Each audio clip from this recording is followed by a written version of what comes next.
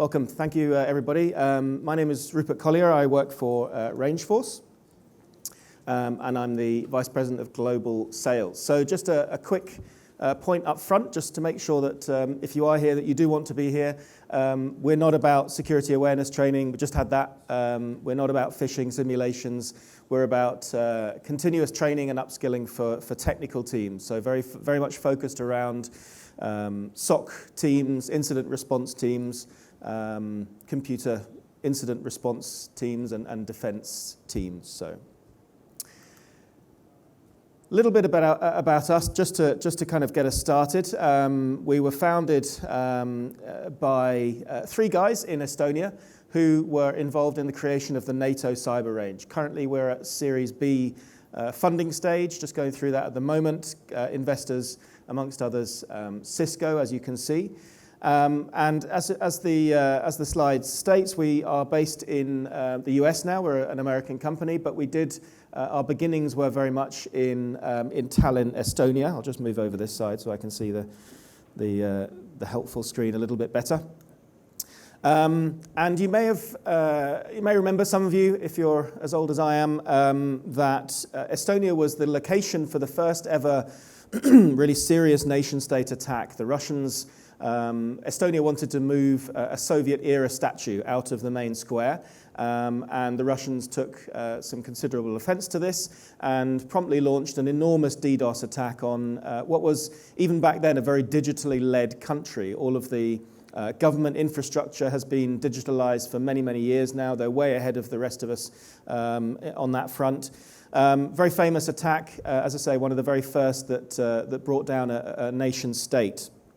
And for this reason, NATO deployed the cyber range, national cyber range in Tallinn. And since then, they have used the national cyber range to great effect, running such things as locked shields. I'll show you a picture of that in just one second. But one of the main improvements that, as you can see, have been made over the last few years is that Russia is now no longer capable of crippling a country, or at least not in Estonia's case.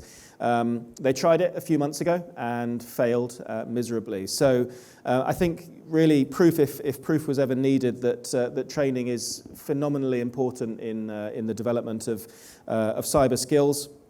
And by that I mean constant training. This is Locked Shields. Locked Shields is an international kind of CTF type competition that runs every year as part of an offshoot of the CCDCOE, the Cooperative Cyber Defense, which is run by NATO as well. And this is the background to Rangeforce. Our founders were involved in the initial sort of creation stages of the NATO cyber range. And one of the first things that became clear to them was that all of this is incredibly expensive to do and involves an enormous amount of manpower, involves an enormous amount of kit, hardware, and by definition, of course, maintenance, upkeep, patching, all of that sort of stuff. You are naturally limited in terms of the scalability of this kind of thing. It only really is possible for organizations such as NATO to put on. The similar exercises are put on each year by ENISA, the European Union Cybersecurity Agency as well. But it is incredibly expensive to do, and it's incredibly time-consuming as well. The other thing I want to bring into the conversation is the tech personality type, and some of you may have heard of the Myers-Briggs personality test. Basically, there are, according to Myers-Briggs anyway, 16 different personality types. And these are determined by a four-letter combination. And this four-letter combination really determines the main sort of areas that you kind of interact with in terms of your social life, your professional life, and your friends and family. You can do these online. Go online, just Google Briggs-Meyer personality test, and you can do it for yourself. And if you're a technical person, which I'm guessing there are a few of in the room, my suspicion that you will be is probably something along the lines of ISTJ. And this essentially means that in terms of extroversion and introversion, you normally lean towards the introversion side. In other words, you're focused very much on your inner world. You're not a naturally sort of gregarious, effusive personality. You like to observe perhaps more than lead.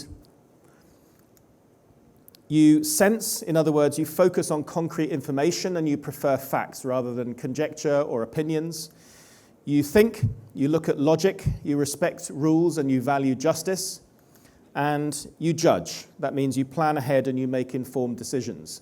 This is very much not me. I'm in sales and have been all my life, and I am naturally a much more accepting of risk, for example. This sort of personality type is actually quite risk averse and prefers to go on provable evidence rather than gut feel. And I'm a bit more, I suppose, a bit more focused around, what might be, living the dream and that sort of thing. I'm probably the sort of person that would fall for the OneCoin scam that we saw earlier. I didn't fall for it, by the way, but I'm that sort of person. Learning styles are also very, very important. There are 4 main sort of learning styles: visual, auditory, read-write, and kinesthetic. And for that personality that I just described, the ISTJ, the most important learning style generally tends to be the kinesthetic learning style. In other words, the hands-on, physical learning style. Personally, I am much more of a visual learner. I like to, one of my passions is cooking. And if I want to learn a new recipe, I'll typically go to YouTube and watch somebody else make it and try and mimic what they do. Typically, golf, for me, works exactly the same way. I try to mimic a professional playing golf. But I think for the ISTG personality, the kinesthetic learning is much, much more important. And that really means that they need to physically carry out tasks and absorb new information through doing that. And then finally, the learning pyramid. This is a fairly well-known concept, Edgar David's cone of experience. It has been challenged in many ways since, and these percentage numbers are fairly kind of nebulous. But the idea really is that of the various different learning styles, we retain much, much more information from teaching others, as you can see, but also from actually physically doing it yourself than we do from potentially reading, listening, or watching a demonstration. And this is really important for cybersecurity. Cybersecurity is really dependent on the people who are in the first line of defense. The SOC team, the cyber defense team, is really the most important part, from a cybersecurity perspective, the most important part of your organization. And if you're employing people in the SOC team who are a bit like me and don't necessarily subscribe to horrendous attention to detail, prescribed processes that must be followed in the event of ABC happening, if they're a bit like me, a bit sort of flighty and a bit kind of overconfident, you're going to be in a bad way. What you really need in the SOC or in the computer response team is somebody who understands their own personality and is not afraid to use that to good effect. One of our advisors is Simon Hodgkinson, who's the ex-CISO of BP. And speaking to him, he's probably quite glad that he's no longer the CISO at BP, given the press they've been getting over the last few months. But one of his big sort of pushes is for the people with autism, for example, who he believes do a fantastic job in cybersecurity and in IT in general because of their very, very programmatic brains. They think according to processes. There is no such thing as grey necessarily. It's pretty much black or white. And that lends itself very well to a cybersecurity response team because it's somebody who you can rely on to be very dogmatic about what they do in the event of ABC happening. But I think from a learning perspective, these people learn best from actually physically carrying out the task themselves. So just taking a little bit of a step back around giving you some background to why Rangeforce has been so successful over the last few years, and others in our space as well. It's not just us. Traditional cybersecurity training solutions really haven't been particularly effective, and most cyber training has been focused around specific certs or passing an exam that gives you. I noticed the last gentleman had a 4-letter CIS or 5-letter CISSP certification after his name. Now, I don't want to stand here and diss certifications. They are important, but They are a point-in-time certification, and they, that potentially could be a year old, 2 years old. It doesn't necessarily always mean that you are entirely suitable for the job that you want to do. So the concept of certification is always, by definition, fluid. If you want to be a vet, for example, you can't just take your veterinary exams at the age of 22 and then for the rest of your life be qualified as a vet. It doesn't work like that. You have to continually do continual professional education, CPEs. And it's only really been in the last few years that IT has kind of cottoned onto this, and the background of certifications now does include some ongoing work, some ongoing learning. But that is actually, if you think about it, probably the most important bit. The certification itself is actually less important, but the continuous learning, especially in a world that moves as fast as cybersecurity does, is actually the meat and drink of what you're trying to achieve. So that's where Rangeforce, I think, has hit the nail on the head. At the same time, as I said before, building and maintaining conventional cyber range solutions are incredibly expensive. You're looking at probably 250K upwards to really put something decent together. So it's unmanageable for most organizations unless you're potentially a bank or a government or whatever. And even going to a standard sort of SANS course, for example, is 5, 6, 7K. You're out of the office for 5 days. You've got travel costs, accommodation costs. It all adds up. At the same time, we have a very well documented, very well established and accepted gap in terms of cyber skills in the marketplace. Lots of reports out there. One from ISC Squared last year said that there were 3.5 million unfilled cybersecurity jobs globally. The reality is, whatever that number is, we need more and more cybersecurity people coming on board. And the skills gap isn't necessarily at the bottom end. It's not at the entry level. It's at the sort of mid to expert level. That's where we're really missing the people that we need to fulfill those roles. We talked to our customers last year. We did a bit of a kind of a questionnaire with our customers, and the three things that we established that they need. Firstly, good people right now, not in 6 months' time or 12 months' time, but right now. They need to retain their best people for as long as possible once they have them on board. And the average kind of life expectancy, if you like, of a SOC engineer is just over 2 years. That's not a long time for such a specialist position. And it takes them many months typically to skill up as well. And the third thing, addressing the skills shortages and keeping their staff current. As I said before, we move in an incredibly dynamic world. People talk about IT years being sort of a bit like dog years. If you're working in a standard manufacturing company, then nothing much changes from decade to decade, and my product changes pretty much every week. So those are the three main issues, hopefully, that we go some way to solving.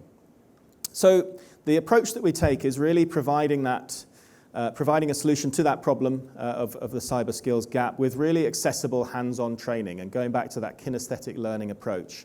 What we want to do is try to improve cybersecurity team operations through continuous upskilling, not just a 5-day SANS course once a year that you don't remember much of 2 weeks later. It has to be continuous, and it has to be short, sharp, and to the point. Richard Branson quotes go around LinkedIn pretty much daily, but one that always kind of hits my inbox pretty regularly is the concept of somebody saying, what do we do if we invest all this money in training this person and they leave? And supposedly Richard Branson's response is, well, how about we don't spend any money on them and they stay? What's the kind of, what's the upside to that? If he did say it, brilliant. I mean, he's absolutely spot on. Investment in employees is absolutely critical. We see this in Germany, potentially a little bit more than the UK, if I'm honest.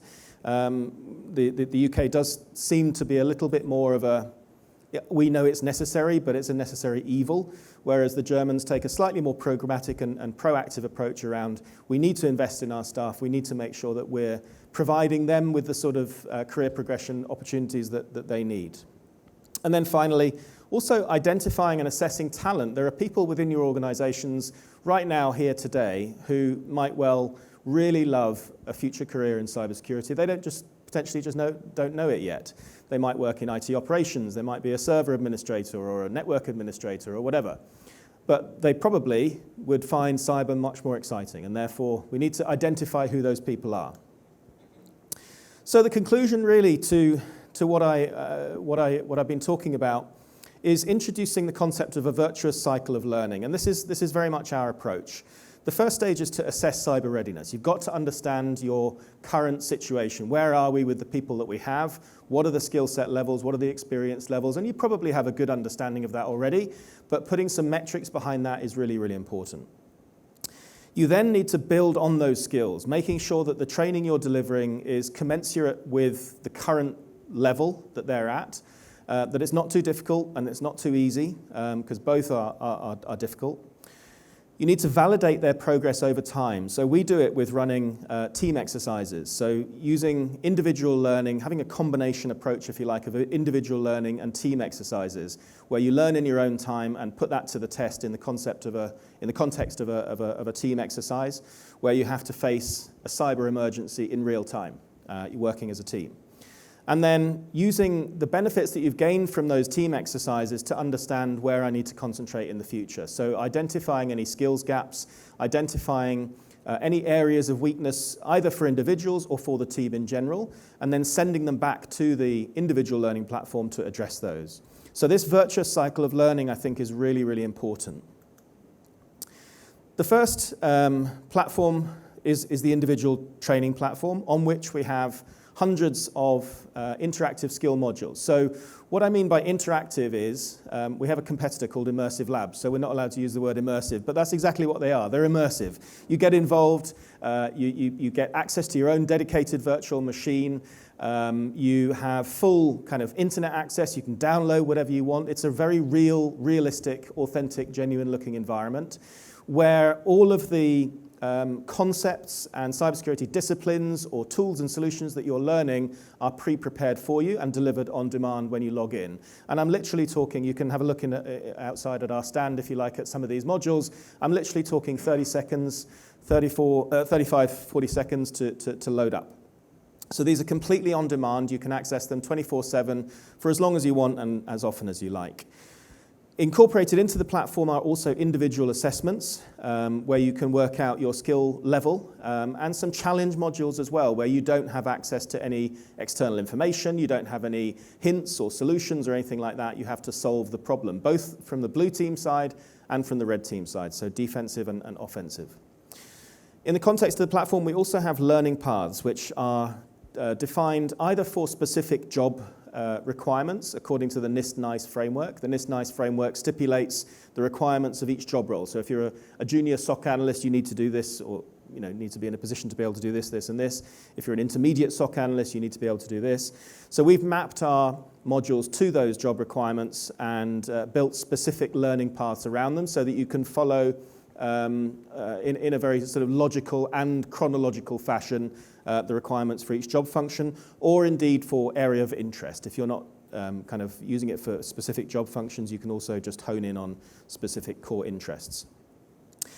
But it needs to be gamified, it needs to be achievement-based. So we have kind of 3 levels of recognition, if you like, in the platform. We have the ability to win badges, we have the ability to win or to qualify for Rangeforce certifications, and we also have CPE credits that you can apply for on an ongoing basis as well.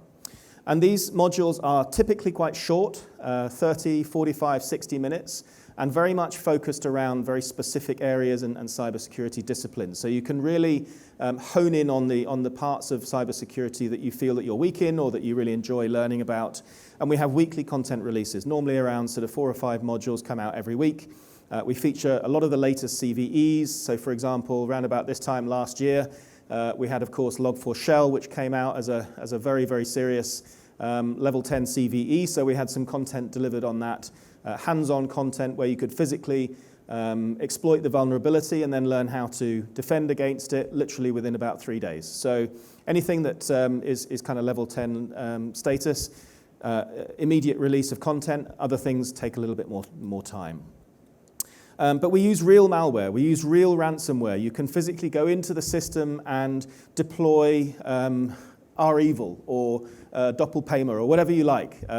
We have all 8 of the top ransomware types from last year available in the platform for you to physically deploy, detonate, and then learn how to defend against. So it's really cool. From an admin side, if you're running a team, you can also create and track learner-specific goals. You can build your own custom learning paths that suit your team specifically, and our customer success team can also help you with that. And you can monitor kind of the learner activity and the platform engagement. So if you see people that have a license that aren't really getting involved, you can pop them a note and say, is this not quite right for you, or is there something else that we can do for you? And critically identifying those skills gaps. We're also mapping now the achievements of the users against the MITRE ATT&CK framework and the MITRE DEFEND framework as well. So if you've not heard of those frameworks, they're very commonly used in organizations to help kind of orientate cybersecurity defense techniques. So it's pretty cool to be able to see that as well. And then finally, the team exercises. This is our real kind of, I suppose, our USP, if you like, our unique selling point. These team exercises normally take around about 4 hours, so about a half a day. So again, not a huge time investment. These exercises typically can be, a really sort of protracted, long, lengthy period, and we don't believe in that. We believe in short, sharp learning. So again, 3-4 hours, something like that. It's entirely cloud-based. You don't have to set up any infrastructure yourself. And just with the individual training platform, everything is accessed entirely through the browser. You don't need any VPNs, don't need any client-side software, you don't need anything at all to access except a modern browser and a reasonable internet connection. These are pre-built scenarios. We have a menu of about 15 different scenarios that you can run using malware, using ransomware, using business email compromise, using multi-stage phishing attacks, all sorts of different sort of scenarios that you can run, using Splunk, using Fortinet, using custom tools. It's a very realistic, kind of authentic looking environment, very fast and easy to deploy. You literally, you're up and running in seconds. We can customize them to your requirements to a degree. The vast majority of our customers actually use our out-of-the-box exercises because they're pretty good as they are, to be honest. But they can be customized. And we emulate realistic infrastructure. So we have a lot of proprietary content that we use to emulate kind of user activity and make it look as genuine as possible. So there are lots of options that we have on the team exercises, but they're really phenomenal at measuring hard skills, technical capabilities. Each team has to submit a cert report at the end, detailing exactly what they did. So they have to kind of work through that sort of detect, mitigate, and respond process, and then they have to document everything at the end. We grade them afterwards and provide you with an after-action report so that you can see exactly what happened throughout the day, who performed well, the soft skills, who communicated well, who delegated well, who sort of became a natural leader, who sort of naturally kind of took control. All of those things are really important in the context of cybersecurity, but they're not measurable or not easily measurable. We can measure technology till the cows come home, but we can't really measure the efficacy of our people as well as perhaps we should be able to. So the team exercises go a long way to doing that. Yeah, that's pretty much all I have. We operationalize cyber readiness is the buzzword for today, and that involves all sorts of different activities, but essentially what we're trying to do is refine your capabilities to defend your organizations as best as possible. Any questions? Or feel free to come visit us at the stand outside. We have a technical person there for you to talk to. I'm sure you don't want to talk to me because I'm in sales. But we can show you the platform, we can show you the modules. We can't show you the team training exercises today, but we can do that at a separate juncture if you prefer. Any questions? If not, I shall give them some time back, which I'm sure they'll be very happy to receive. Thank you very much.